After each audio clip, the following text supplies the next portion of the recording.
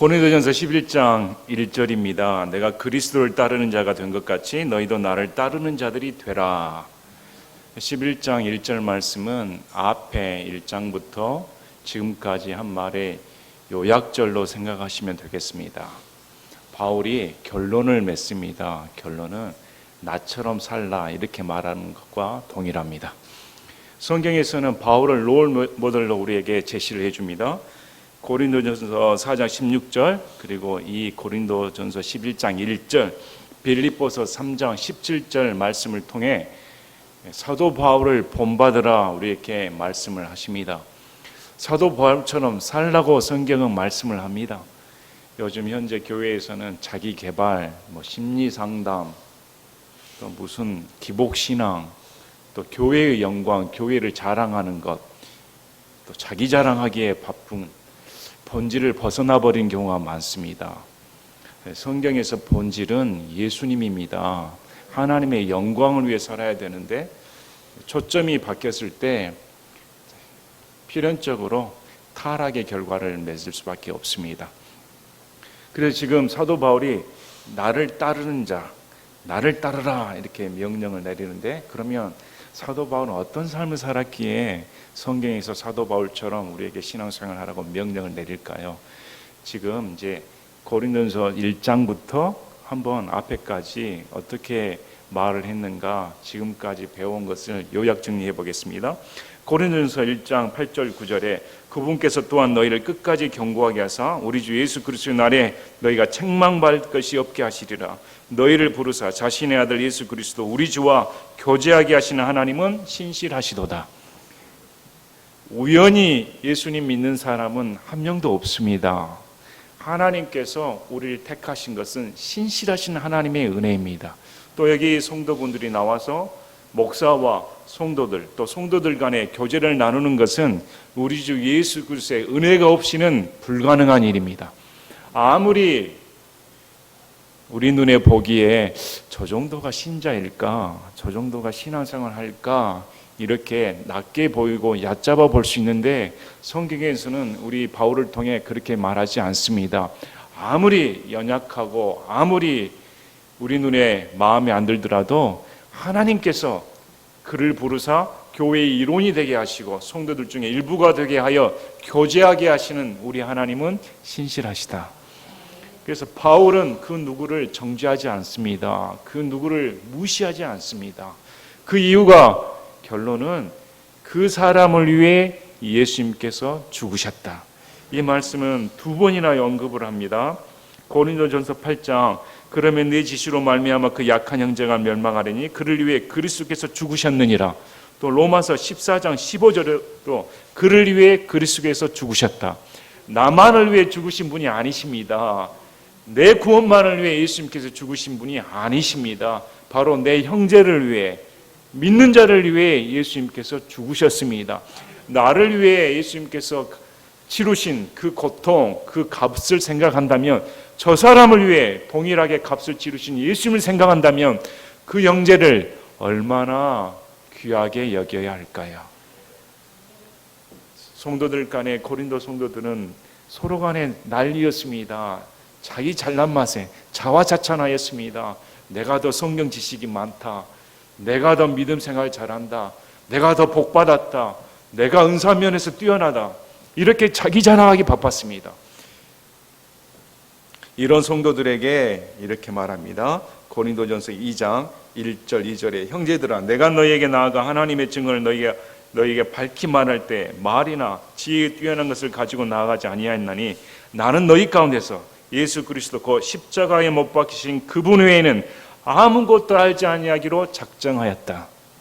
자, 보시길 바랍니다. 고린도 교회는 사도 바울이 개척한 교회입니다. 무려 1년 반 이상 직접 심호하고 담임했던 사도 바울이 목사입니다. 우리는 흔히 목사 탓하기 쉽습니다. 그러나 사도 바울과 같은 위대한 그 어떤 사람이 와서 목회를 해도 성도들이 문제가 있습니다. 1년 반 이상이나 직접 보여주고 능력을 보여줬으면 하나님부터 받은 대언자 아닙니까? 계시를 받은 자 아닙니까? 모든 걸 뿌리치고 헌신한 자이 아닙니까? 그런 삶은 옆에서 지켜봐도 이런 문제 많은 성도들이 발생했다, 이렇게 성경은 말합니다. 그런데 그 이유가 지금 사도 바울은 이렇게 말합니다. 자신은 너희 가운데 있을 때 예수님의 십자가 외에는 결코 알지 아니하기로 작정했다. 그래서 사도 바울의 목표는 예수님의 십자가를 아는 것입니다. 성도들에게도 그렇게 말합니다. 성도들의 신앙 목표가 무엇인가? 뭘 바라보고 쫓고 있는가? 사도 바울은 오직 예수님의 십자가, 이렇게 말합니다. 자, 그러면 어떤 삶을 살아야 될까? 고린도전서 6장 20절에 주께서 값을 치르고 너희를 사셨느니라. 그러므로 하나님의 것인 너희 몸과 너희 영으로 하나님께 영광을 돌리라. 이제 예수 그리스도를 믿었으면 이제 내 마음대로 살아서는 안 됩니다. 내 모든 것은 누구 거라고 말합니까? 소유주가 예수님입니다. 그래서 멋대로 믿고 멋대로 신앙생활해서는 안 된다고 지금 바울은 말합니다. 이 구절은 여기만 나온 게 아니고 사도 바울의 모든 서신서에서 말을 해줍니다. 우리는 주께서 핏값으로 산 하나님의 소유물이다. 그래서 성도들이 이 점을 명심하고, 그래, 내가 마음대로 살아서는 안 되구나, 마음대로 죄짓고 살아서는 안 됩니다, 마음대로 방탕하게 살아서는 안 됩니다. 자, 그래서 고린도전서 9장 19절 27절에 이렇게 말합니다. 내가 모든 사람들로부터 자유하나 스스로 모든 사람에게 종이 된 것은 더 많은 사람을 얻고자 함이라. 고린도 성도들은 서로 주인 노릇했습니다. 내가 더 잘났다고 말했습니다. 종은 고린도 성도들하고 어울리질 않습니다. 종은 자유가 없습니다. 그래서 성도들은 나는 예수님으로부터 자유를 얻었는데 이제 모든 것을 다 성취받았는데 무슨 소리야, 내가 어떻게 종된 삶을 살아, 나로부터 자유를 박탈당한단 말인가. 사람을 섬긴다는 것이 몸에 배이지를 않았습니다. 그런데 지금 사도 바울은 권위자였습니다. 사도로의 권위가 있었던 자였습니다. 누구보다 자유로운 자였습니다. 그러나 자신의 삶을 말을 해주면서 나는 사도로서의 모든 권리를 포기했다. 너희들에게 물질을 요구한 적도 없다. 누구보다 자유롭다면 내가 자유로울 텐데 난 너희에게 자유로운 자로서의 대접을 원치 않았다. 오히려 너희들의 종이 되었다. 오히려 종이 되었습니다. 종이 되어 다른 형제들을 주인처럼 모셨다. 이 이유가 무엇인가? 한 사람이라도 더 구원시키고자 하기 위해서였다. 그럼 성도들이 왜 신앙생활을 해야 될까요? 누구에게? 바로 옆 사람들에게, 안 믿는 자들에게 우리 스스로가 종이 되어야 됩니다. 하나님께서 우리를 부르시는 것은 다른 사람을 섬기기 위해 부르신 겁니다. 그래서 다만 내가 내 몸을 억제하여 복종시킴은 내가 다른 사람들에게 복음을 선포한 뒤에 어떤 방법으로든 나 자신이 버림받은 자가 되지 않게 하려 함이라. 이것은 진솔하게 바울의 처절한 삶을 얘기합니다. 바울의 삶 자체가 투쟁의 역사였습니다. 자신과의 싸움이었습니다. 자신과의 싸움에서 자신의 욕정, 자신의 정욕, 자신의 소욕, 자신의 욕구, 세상 모든 것을 억제시켰다. 억제시키고 바라보는 것이 부름의 상이었다. 상급을 바라보며 최선을 다했다. 이렇게 말을 하며 과부들이나 젊은 처녀들에게 이제 때가 가까웠다. 예수님의 재림의 날이 가까웠으므로 더 이상 이 세상의 외연 것은 사라지므로 이 세상 것 가운데 마음을 두지 말라, 이렇게 말합니다. 우리도 바울처럼 재림 신앙이 있어야 됩니다. 수많은 사람들이 휴거를 비웃습니다. 솔직히 믿는 사람들조차 무슨 예수님이 오셔, 옛날부터 오신다더라, 이렇게 비웃습니다. 그러면 바울을 보시기 바랍니다. 바울은 자신의 시대에 예수님이 오신다고 굳게 믿었던 사람입니다. 우리도 그렇게 믿어야 됩니다. 우리도 내가 살아있는 동안 예수님이 오신다, 이런 믿음으로 산다 하면 어떻게 헛되이 나날들을 보낼 수가 있겠습니까? 그래서 휴고의 소망, 재림의 소망을 가지고 이 세상 이외의 것을 바라보지 말며 남은 삶을 아껴라, 이렇게 말합니다. 자, 이런 삶을 보여주면서 31절 바로 앞절에 그러므로 너희가 먹든지 마시든지 무엇을 하든지 모든 일을 하나님의 영광을 위하여 하라. 유대인들에게나 이방인들에게나 하나님의 교회에나 걸려 넘어지게 하는 어떤 일도 하지 말되 내가 내 자신의 유익을 구하지 아니하고 많은 사람의 유익을 구하면서 모든 일에 모든 사람을 기쁘게 하여 그들이 구원을 받게 하는 것 같이 바로 그렇게 하라. 모든 사람의 유익을 위해 먹든지 마시든지 또 하나님의 영광을 위해 이렇게 신앙생활을 하는 것이 사도 바울이 원하는 바입니다. 또 이것이 하나님께서 우리에게 원하는 바입니다. 또 그러한 삶을 입증하며 살았던 사람이 바울입니다. 그래서 지금 이 구절이 나옵니다. 내가 그리스도를 위해 내 몸을 억제시키며 먹든지 마시든지 하나님의 영광만을 위해 살았던 내 삶, 또 모든 사람의 유익을 위해 내 자유를 포기하고 다른 성도들을 위해 내가 종이 되었던 그 삶을 너희들도 살아라. 여러분 그렇게 살 수가 있습니까? 우리 바울을 어떻게 할까요? 바울을 보면 그런 노래가 생각이 있습니다. 그대 앞에만 서면 얼마나 초라해지나. 그냥 초라해집니다. 어떻게 이렇게 신앙생활을 할 수가 있을까? 또 우리 자신을 돌이켜봅니다. 나는 무엇을 따르고 신앙생활을 하고 있는가? 여러분 우리 마음에 한번 가슴에 손을 얹고 신앙생활을 내가 어떻게 하고 있는가? 나는 무엇 때문에 지금 예배를 드리고 있는가? 내 삶 가운데 나는 무엇을 바라보고 살고 있는가? 한번 자문해 보셔야 됩니다. 과연 나는 어떻게 신앙생활을 하고 있는가? 그래서 오늘 제가 바울은 어떤 삶을 살았길래 이렇게 주장할 수가 있었을까? 과연 그의 일생이 어떠했길래 이렇게 말을 하고 있을까? 한번 그의 일생을 살펴보는 시간을 갖기를 원합니다. 그의 일생을 살펴보는 게 1시간, 2시간으로는 너무 짧습니다. 버겁습니다. 그래서 요약해서 바울이 목표가 무엇이었는가? 바울이 이런 원동력을 가졌던 그 동기가 무엇이었을까? 어떻게 한 사람이 우리 신앙생활은 들쑥날쑥합니다. 감정에 따라 이렇게 올랐다가 일정하게 더 이렇게 자라나는 사람은 제가 본 적이 없습니다. 한 번씩 슬럼프에 빠지고 하나님을 원망하며 믿음이 쇠퇴하기 일쑤입니다. 그랬다가 하나님의 은혜를 받으면 언제 그랬냐는 듯이 얼굴이 딱 밝아졌다가 또 언제 그랬냐는 듯이 오만 인상을 쓰고 세상의 모든 탓은 다 하나님께 돌립니다. 이것이 바로 우리의 모습 아닙니까? 그런데 어떻게 바울은 이러한 삶을 주님 오실 때까지 지속했을 뿐만 아니라 더 성장해 갈 수 있었을까? 자,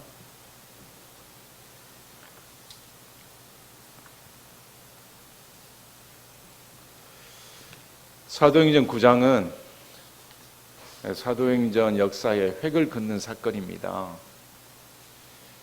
신약 복음 중에 신약 서신 중에 거의 대부분을 사도 바울이 적었습니다. 사도 바울이 교리를 확립한 사람입니다. 교회의 목적, 교회의 존재, 교회의 영광, 예수님, 이 모든 교리가 사도 바울에 의해 집대성됐다 해도 과언이 아닙니다. 그러면 어떻게 이런 것이 유출될 수가 있을까? 그 사도 바울이라는 사람이 어떤 사람이었길래 하나님께서 창세 전에 그를 그릇으로 삼으시고 선택하셨을까? 성경에서는 분명히 그냥 우리를 선택하지 않습니다. 저와 여러분을 부르실 때는 하나님의 목적에 따라 우리를 부르셨다고 성경은 말씀하십니다. 한 사람도 예외 없이. 그래서 어떻게 사도 바울이 사도행전 9장에서 그런 엄청난 변화의 역사를 겪을 수가 있었을까? 그는 구원받기 전에 자신이 스스로 말을 합니다. 빌립보서 3장 4절 5절 나 역시 육체를 신뢰할 수 있지만 그러지 아니하노라. 만일 어떤 사람이 육체를 신뢰한 것이 자기에게 있는 줄 생각하면 나는 더욱 그러하다. 할례를 받았습니다. 히브리인 중에 히브리입니다. 바리새인 중에 바리새인이요 베냐민 지파 중에 사람입니다. 한마디로 뿌리 깊은 뼈대 있는 집안 중에 으뜸인 사람이었습니다. 게다가 그는 다소 출신의 사람입니다. 한마디로 시골 출신 사람이 아닙니다. 대외적으로 세계적으로 헬라 문명의 유명한 도시, 대도시의 다소 출신의 사람입니다. 그래서 그는 헬라 문명에 전통한 사람입니다. 율법에 전통한 사람입니다. 이방 문화에 또 유대 문화에 전통한 사람은 바울밖에 나오질 않습니다. 그는 하나님의 선택받은 그릇으로 부족함이 없습니다. 이런 그가 잘 나가던 사람이었습니다. 엘리트 중에 엘리트였습니다. 젊은 사람으로서 유망주였습니다. 장래 유대 민족을 이끌 지도장으로 손꼽혔다면 이 사람이었습니다. 그런데 그가 유대인 중에 유대인이라고 자부하던 그가 나사렛 출신의 예수라는 자신의 생각에 이단 괴수에 물든 사람들이 이런 이단을 설파하니 유대인으로서 참을 수 없어서 그들을 잡아 죽이려고 다마스쿠스에 있는 성도들을 잡으려고 쫓아가는 중이었습니다. 그렇게 분기탱천하여 쫓아가고 있을 때 하늘로부터 우리 예수님께서 직접 나타나 주셔서 사울아 사울아 왜 내가 나를 핍박하느냐 이렇게 직접 찾아와 주십니다. 그리할 때 이 바울이 그 음성을 듣고 꼬꾸라져 버립니다. 여기서 두 가지의 인생의 사도 바울의 중요한 질문이 나옵니다. 이 두 가지 질문은 앞으로 사도 바울의 일생을 요약한 말입니다. 이 두 가지 질문은 결국 우리에게도 해당이 됩니다. 우리가 이 두 가지 질문에 답을 할 수 있어야 됩니다. 첫째, 그가 예수님께 이렇게 물어봅니다. 주여 누구십니까? 이렇게 나타나신 분은 하나님이십니다. 하나님 외에 이렇게 강한 빛으로 정오에 태양보다 강한 빛으로 자신에게 음성을 들려주며 그에 압도되어 두렵고 떨어져 나가 버리는 것은 하나님밖에 안 계십니다. 하나님 누구십니까? 이렇게 물었을 때 우리 예수님께서 나는 내가 핍박하는 예수라. 예수님께서 말을 해줍니다. 그래, 그 주가 누구인가? 하나님이 누구신가? 바로 내가 예수님이다. 예수님이 내가 하나님이다. 내가 핍박하는 너가 그렇게 하나님께 열심인데 진짜 하나님이 나다 이렇게 가르쳐 주는 겁니다. 그리고 꼬꾸라지며 두 번째 질문을 합니다. 무슨 질문입니까? 주여 내가 무엇을 하길 원하십니까? 부르심의 목적이 있습니다. 이 예수님께서 나를 불러주셨다면 내 삶의 목적이 있을 텐데 이게 바로 종의 자세입니다. 내가 주님의 종으로 부르심을 받았다면 이제 나는 무엇을 위해 살아야 됩니까? 예수님께서 어떤 삶을 주셨습니까? 너는 내가 택한 그릇으로 이방인 앞에 가서 예수님을 전할 나의 그릇이다. 복음을 전파하라는 사명을 주었습니다. 이것이 삶의 목표입니다. 그는 처음부터 주가 누구신가? 예수님이 누구신가? 그리고 내 삶의 목적이 무엇인가? 나는 무엇을 위해 살아야 되는가? 이것은 처음으로 완성이 되지는 않습니다. 많은 사람들이 예수님이 누구신가? 그래 나는 구원받았습니다. 이제 예수님을 알았습니다. 천만에요. 여러분 예수님 아십니까? 자, 빌립보서 3장 말씀을 이렇게 말합니다. 그러나 무엇이든지 내게 이득이 되던 것들 곧 그것들을 내가 그리스도를 위해 손실려 여겼고 참으로 확실히 모든 것을 손실려 여기나니 이는 그리스도 예수 내 주를 아는 지식이 가장 뛰어나기 때문이라. 사도 바울은 지금까지 자기의 명성, 자기의 위치, 자기의 모든 것을 다 배설물로 여겼습니다. 엘리트 중에 엘리트요, 로마 시민권자이면서 모든 부를 가지고 있었던 사람입니다. 명예를 얼마든지 누릴 수 있었던 사람입니다.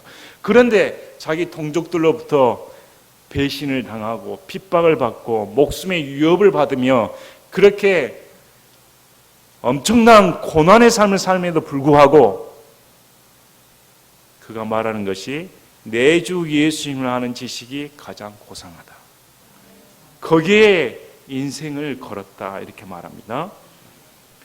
내가 그분을 위해 모든 것을 있는 손실을 입었고 그것들을 단지 배소물로 여기나니 이것은 내가 그리스도를 얻고 율법에서 난 나 자신의 의가 아니라 그리스도의 믿음을 통한 의, 그 믿음에 의해 하나님에게서 난 의를 소유한 채 그분 안에서 발견되려 함이라. 자, 이것은 내가 그분의 죽으심과 일치하게 되어, 여기 세 가지가 나옵니다. 그분과 그분의 부활의 권능과 그분의 고난에 참여하는 것을 알고자 합니다. 예수님을 아는 것과 예수님의 부활의 권능, 예수님의 고난에 참여하는 것을 아는 것이 인생의 목표다.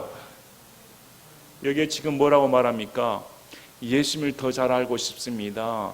예수님의 부활을 더 잘 알고 싶습니다. 예수님의 십자가의 고난이 무엇인지 더 잘 알고 싶습니다. 이것이 사도 바울의 인생의 목표입니다.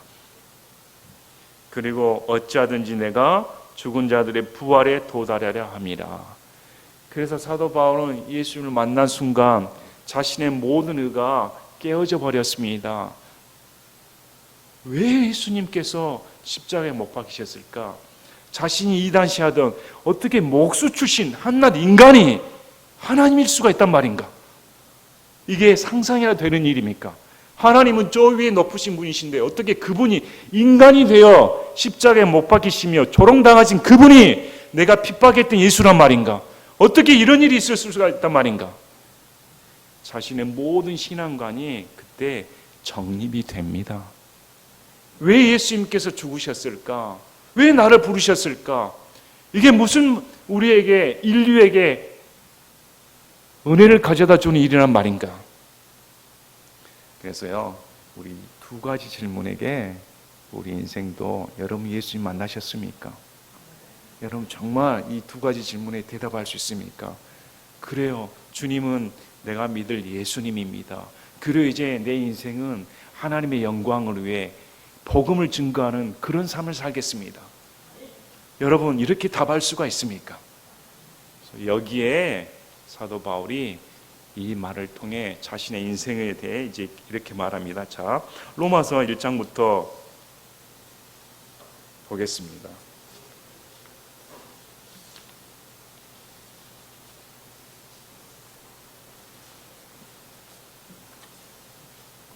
로마서는 우리 신약의 다이아몬드로 불리웁니다. 교리의 보석입니다. 로마서의 모든 교리가 적혀 있습니다. 특히 종교개혁을 불러일으켰던 이신칭의 교리가 적혀져 있습니다. 의인은 믿음으로 말미암아 산다. 믿음으로 의롭게 되지 행위로 구원받을 자는 결코 없습니다. 율법에 종통했던 사도 바울이었습니다. 율법에는 흠이 없던 자였습니다. 율법을 지키면 하나님께서 기뻐하실 줄 알았습니다. 그러나 로마서를 통해, 사도 바울을 통해 하나님께서는 이렇게 말씀하십니다. 율법을 준 목적은 모든 사람이 죄인임을 알게 하기 위해 주었다. 모든 사람이 죄인이 되어 자신의 행위로는 구원받을 수 없다는 사실을 알게 하기 위해 율법을 주었다. 그래서 이 율법에 가리키는 것은 복음입니다. 율법은 안 되어 사망 선고를 받은 자가 은혜로 복음으로 구원받는다는, 생명을 얻게 된다는 것을 가르쳐주기 위해 율법을 주었습니다. 그 도구가 믿음입니다. 믿음이 없이는 결코 구원받을 수가 없습니다.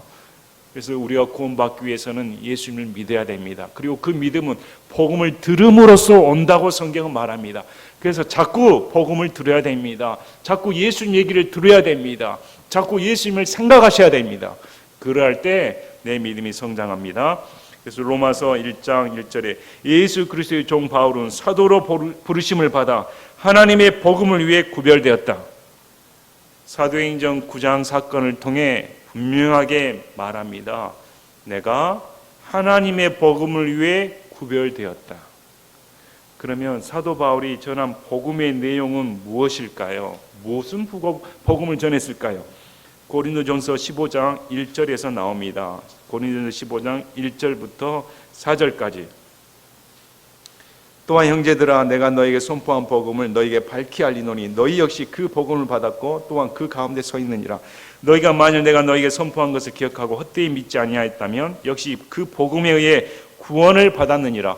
복음에 의해 구원을 받았는데 그 선포한 복음이, 그것은 곧 성경 기록대로 그리스도께서 우리의 죄들로 인해 죽으시고 묻히셨다가 성경 기록대로 셋째 날 다시 일어나시고, 예수님께서 성경 기록대로 죽으셨다. 그리고 성경 기록대로 일어나셨다. 무엇 때문에 죽으셨습니까? 우리의 죄들로 인해 죽으셨다. 이것이 복음입니다. 사도 바울은 자신이 죄인한 사실을 늘 말을 합니다. 자신이 안 믿었을 때 예수님을 핍박하던 자였습니다. 도저히 소망이 없던 자였습니다. 소망이 없던 내가 어떻게 구원을 받을 수가 있을까? 그래서 그가 유언을 하면서 이제 말을 합니다. 디모데전서 1장을 보면 자신의 간증을 합니다. 디모데 전후서는 유언장입니다. 자신의 삶을 정리하면서 디모데전서 1장을 통해 간증을 하는데, 나를 능력 있게 하신 그리스도 예수 우리 주께 내가 감사를 드리나니 그분께서 나를 신실한 자로 여기사 내게 사역을 맡기셨기 때문이라. 내가 전에는 신성 모독하는 자여 핍박하는 자여 해를 끼치는 자였으나 오히려 긍휼을 얻었으니 이는 내가 믿지 아니한 가운데 알지 못하고 그것을 하였기 때문이라. 이런 자기에게 우리 주의 은혜가 그리스도 예수 안에 있는 믿음과 사랑과 함께 넘치도록 풍성하였다. 15절에 이것은 신실한 말이요 전적으로 받아들이기 합당한 말이니 곧 그리스도 예수님께서 죄인들을 구원하시려고 세상에 오셨다는 말이로다. 내가 죄인들 중에 우두머리니라. 디모데전서 제일 마지막에 우리 예수님께서 나를 구원하시려고 오셨다는 말은 신실한 말이다. 난 도저히 구원받을 만한 사람이 아니었는데 하나님의 긍휼과 은혜가 차고 넘쳐 내가 이렇게 구원을 받게 되었습니다. 나는 죄인들 중에 우두머리입니다. 도저히 구원받을 만한 사람이 아닙니다. 그런데 나를 구원시켜 주신 이유는 사도 바울도 구원받은 것처럼 그 어떤 죄인들도 하나님 앞에 구원받을 수 있다는 그것을 본보기로 삼기 위해 나 같은 자도 구원받았다. 이렇게 말을 합니다. 여러분도 이렇게 대답할 수가 있습니까? 이 말은 신실하고 합당한 말이로다. 우리 주님께서 나 같은 죄인들 중에 우두머리, 도저히 구원받을 만한 가치가 없는, 소망이 없는 나를 위해 예수님께서 죽으셨습니다. 이렇게 말할 수가 있습니까? 그래서 처음부터 끝까지 지금 사도 바울은 예수님의 죽으심, 십자가의 고난, 그 은혜를 말을 합니다. 그 은혜를 생각하니까 도저히 감당할 수가 없다고 말을 합니다. 그래서 빌립보서 2장 말씀도 우리 신앙생활에 원동력이 줍니다. 어떻게 사도 바울이 그렇게 겸손할 수가 있을까? 어떻게 그렇게 섬김을 할 수 있을까? 그래서 십자가의 답이 있습니다. 빌립보서 2장 말씀을 보시기 바랍니다. 그는 근본 형체가 하나님이시나 하나님과 동등됨을 여기지 아니고 강탈로 여기지 아니하시고 오히려 자기 몸을 비워 종의 형체로 이 땅에 내려오사 우리를 죽기까지, 우리를 위해 죽으시기까지 복종하셨다. 예수님의 십자가를 생각하면 겸손이 무엇인지, 희생이 무엇인지, 어떻게 하나님이신 그분이 인간이 되어 나를 위해 죽으셨다면 나는 저 사람을 위해 어느 정도로 헌신할 수가 있을까? 어느 정도로 사랑할 수가 있을까? 어느 정도로 매진할 수 있을까? 또 그분이 죽으신 목적이 무엇인가? 우리랑 함께 살기 위해, 우리랑 영원한 삶을 살기 위해 죽으셨습니다. 이 땅 가운데 소망을 주기 위해 죽으신 분이 아닙니다. 십자가의 죽으심은 우리에게 부활의 소망을 주기 위해 오셨습니다. 부활하여 이 땅 가운데 사는 것이 아닙니다. 저 천국에서 영원한 삶을 예수님과 함께 누리기 위해, 살기 위해 죽으심입니다. 그래서 예수님의 죽으심을 이 세상의 값어치와 따져서는 안 됩니다. 부활시켜 주신 목적이 무엇인가? 자, 우리 빌립보서 3장 17절 말씀을 보시겠습니다. 빌립보서 3장 17절부터 21절까지 형제들아 너희는 함께 나를 따르는 자들이 되고 너희가 우리를 본보기로 삼은 것 같이 그렇게 걷는 자들을 주목하라. 내가 여러 번 너희에게 말한 적이 있고 지금도 심지어 눈물을 흘리며 너희에게 말하는 많은 자들 곧 그들이 그리스도의 십자가의 원수로 걷고 있기 때문이라. 그들의 마지막은 파멸이요 그들의 하나님은 그들의 배요 그들의 영광 그들의 수치스러운 일이 있고 그들은 땅의 일들을 생각하느니라. 많은 사람들이 믿는다고 합니다. 예수님을 따른다고 합니다.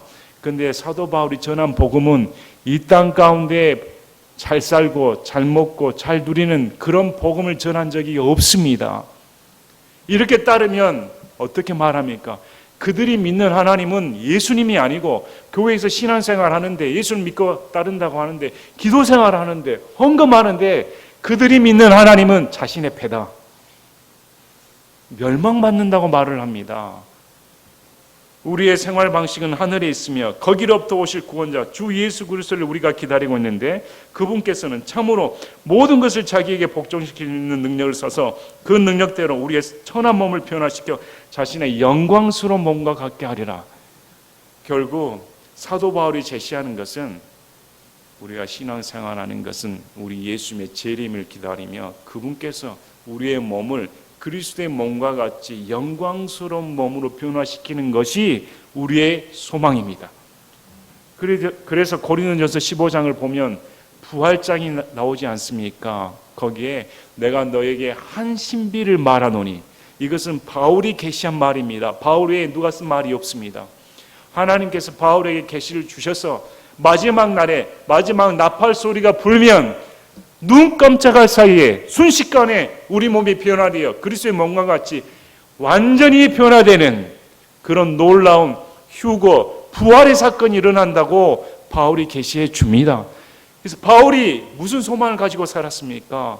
신앙생활할 때 무슨 소망을 갖고 살았겠습니까?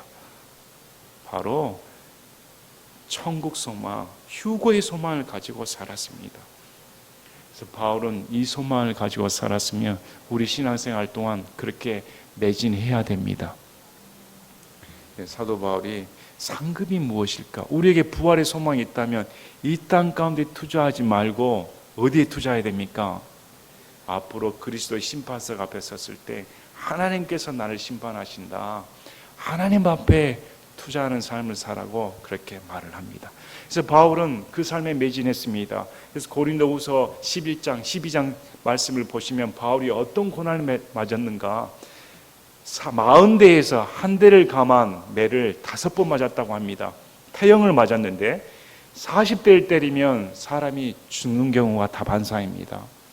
술을 잘못해서 40대가 넘어가 버리면 매 맞고 죽습니다. 그런데 그 매를 39대를 무려 5번이나 맞았다. 3번이나 파산당했다. 도둑으로부터 위험을 당했다. 목숨을 위태롭게 받을 때가 한두 번이 아니었습니다. 바울이 그런 고난의 삶을 살면서도 오직 주와 복음을 위해 살았으며 그가 고백하는 말이 내가 지금 이렇게 된 것은 내가 잘나서 된 것이 아니고 내 안에 주신 하나님의 은혜가 나를 이렇게 만들었습니다. 그 말은 내가 구원받은 은혜가 얼마냐 정도에 따라 그 사람의 신앙생활이 결정이 됩니다. 내가 예수님을 만난 그 깊이, 예수님을 만난 사랑, 예수님의 십자가의 은혜, 예수님의 고난, 예수님의 헌신, 그걸 생각할수록 우리의 신앙이 달라질 수밖에 없습니다. 매 순간 이걸 잊어서는 안 됩니다. 매 순간 우리를 구원하신 예수님의 십자가 은혜를 놓쳐서는 안 됩니다. 사도 바울이 우리의 소망은 저 천국에 있다. 자, 그래서 사도 바울은 이 세상 가운데 살면서 이 세상이 마귀 거란 걸 알았습니다. 그냥 영적 전투가 벌어집니다. 마귀가 가만히 우리를 내버려 두질 않습니다. 그래서 사도 바울이 예수를 믿는 순간 고난은 당연한 것이다. 우리가 예수를 믿는 순간 세상에 고난을 당합니다. 세상 사람보다 더 고난을 당합니다. 어떻게 예수를 믿는데 병에 걸립니다. 너무 안타깝습니다. 어떻게 예수를 믿는데 파산을 당합니다. 어떻게 예수를 믿는데 일이 뜻대로 안 됩니다. 낭망할 때가 쉽습니다. 예수를 믿는다고 해서 뭔가 특별한 일이 벌어지질 않습니다. 이래할 때 우리는 무엇을 바라봐야 될까요? 여러분, 우리에게는 이미 특별한 일이 벌어졌습니다. 저와 여러분에게 특별한 일은 예수님께서 하나님이신 그분이 나를 위해 죽으셨다. 그래서 로마서 8장 보시길 바랍니다. 아들을 아끼지 아니하시고 우리를 위해 주신 하나님이라면 무엇을 아니 줄까 보냐. 이미 아들을 우리를 위해 십자가에 죽이신 그분이시라면 저와 여러분을 위해 못 해주실 수가 있을까? 그래서 로마서 8장 마지막 절에 장래일이나 높음이나 기쁨이나 천사나 어떤 권세나 정사나 아무것들이라도 사망이나 그 어떤 것이라도 우리 주 예수 그리스도 안에 하나님의 사랑에서 결코 끊을 수 없다. 십자가의 은혜를 맛보면 구원을 이룰 수 있다. 이런 말은 도저히 할 수가 없는 말입니다. 그건 하나님을 모독하는 말입니다. 어떻게 나를 위해 예수님께서 죽으셨는데 그 구원을 이룰 수 있단 말입니까? 어떻게 하나님께서 저와 여러분을 구원시키시기 위해 죽으시러 작정하시고 이 땅에 내려오셨는데 구원이 취소될 수가 있단 말입니까? 어떻게 우리가 하나님을 원망할 수가 있단 말입니까? 나를 위해 죽으셨는데 대가를 다 치르셨는데 어떻게 조그만 일로 사소한 일로 그분을 원망하며 불평할 수가 있단 말입니까? 우리가 감사하지 못하는 것, 불평하는 것은 이유는 하나입니다. 은혜를 모르기 때문입니다. 하나님의 은혜를 안다면, 십자가의 은혜를 안다면 결코 그럴 수 없습니다. 그래서 우리가 나를 구원시켜 주신 하나님의가 얼마나 큰가. 그래서 그 은혜가 결코 헛되이 되어서는 안 됩니다. 디모데후서 이제 죽음을 앞둔 사도 바울이 쌀쌀한 감옥에서 한평 남짓 한 감옥에서 쓰는 편지입니다. 디모데후서 4장 7절 내가 선한 싸움을 싸우고 나의 달려갈 길을 마치고 믿음을 지켰으므로 이후로는 나를 위하여 의의 왕관이 예비되어 있나니 주 곧 의로우신 심판자께서 그날에 그것을 내게 주실 것이요 내게만 아니라 그분의 나타나심을 사랑하는 모든 자들에게도 주시리라. 그는 선한 싸움을 마쳤다고 고백합니다. 이제 곧 있으면 그는 목배임을 당합니다. 자신이 죽을 줄 알았습니다. 내 이 달려갈 길을 이제 마쳤다. 그리고 의의 관이 왕관이 내게 마련이 되어 있다. 너는 곧 내게 오도록 힘쓰라. 10절에 대만은 현재 이 세상을 사랑하여 나를 버리고 데살로니가로 떠났고 대만은 떠났고 이렇게 나옵니다. 이 세상을 사랑하여 사도 바울을 버렸다고 성경은 기록합니다. 자, 제가 여러분에게 한번 질문을 해보겠습니다. 여러분, 사도 바울을 따를 수가 있습니까? 여러분, 사도 바울의 삶을 살 수가 있습니까? 저는 못 삽니다. 저도 데마처럼 사도 바울을 버렸을 겁니다. 사도 바울처럼 살려면 숱한 고난, 숱한 위협, 이 세상은 또 조롱, 말할 것 없습니다. 오늘날 코로나 사태를 보고 오늘날 정부의 위협을 보며 오늘날 우리 신앙생활을 보시길 바랍니다. 사도 바울은커녕 일반 성도보다 못합니다. 용기가 없습니다. 무슨 소리입니까? 이 세상이 전부인 줄 알고 사는데 하나님은 없습니다. 누굴 두려워하며 사는지 전혀 예측할 수가 없습니다. 과연 우리는 뭘 바라보고 살까요? 우리는 대마처럼 살면 안 돼. 야, 대마 이 세상 사랑에서 더 낫지. 대마는 무시하기 쉽습니다. 무슨 무시하다니요? 처음에 대마는 바울을 따랐습니다. 곁에 있었던 자였습니다. 우리는 곁에 있고자 하지도 않습니다. 대마가 훨씬 우리보다 훌륭한 사람입니다. 함부로 판단할 사람이 아닙니다. 그래서 우리의 신앙생활은 어떨까? 자, 누가만 나와 함께 있느니라. 이 말은 참 슬픈 말입니다. 그렇게 헌신하고 그렇게 모든 것을 바치며 눈물을 흘리며 모든 성도들 위해 사도 바울의 자신의 말처럼 내 목숨까지도 내놓는 걸 아깝게 여기지 않는다. 이렇게 섬겼는데 정작 바울 곁에 사람이 없습니다. 누가만 나왔다. 이렇게 말합니다. 그래서 16절에 내가 처음 답변할 때 아무도 나와 함께하지 아니하고 모든 사람이 나를 버렸으나 그것을 그들의 책임으로 돌리지 아니하시기를 내가 하나님께 기도한다. 바울 편에 서서 변호해 줄 사람이 단 한 사람도 없었다. 그것을 나는 그 사람들 탓을 여기지 않겠다. 그럼에도 불구하고 주께서 나와 함께 서셔서 나를 강건하게 하셨으니 바울은 심판을 받았습니다. 일반 재판장에 섰습니다. 판결을 받을 때 바울 곁에 변호해 준 사람이 한 명도 없는데 누가 계셨다고 말합니까? 예수님께서 함께해 주셔서 그 어려운 가운데 나를 강건하게 하셨다. 나로 말미암아 그 선포된 복음이 온전히 알려져서 모든 이방인들이 듣게 하려 하심이라. 자, 예수님께서는 사도 바울을 부르실 때 너는 이방인들과 왕들 앞에서 나를 전한 택한 그릇이다, 이렇게 명령을 내리셨습니다. 말씀을 하셨습니다. 그리고 그 말은 사도 바울이 절대 불변하는 것을 믿었습니다.